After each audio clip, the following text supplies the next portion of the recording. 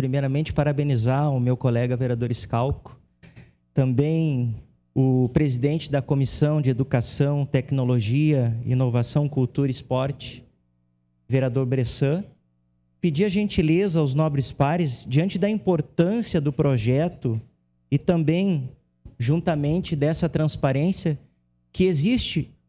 a transparência, mas não existe, pelo que eu entendi aqui na proposição do projeto, um portal adequado para que haja mais informações, para que haja mais transparência. Então, a minha preocupação, vereador Scalco, e eu queria pedir essa gentileza, e a todos os pares da casa, esse tempinho para mim conversar com a Secretaria de Educação para saber, de fato,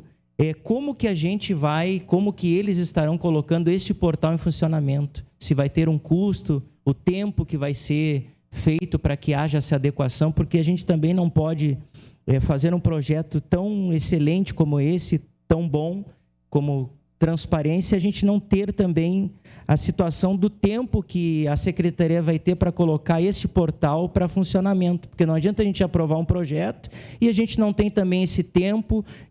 da forma que ele vai ser executado, e aí daqui a pouco as pessoas vão estar nos cobrando para saber, pô, vocês aprovaram o projeto, mas não sabe o tempo que vai ter para que a Secretaria coloque isso em execução. Era mais isso, e desde já agradecer. Muito obrigado.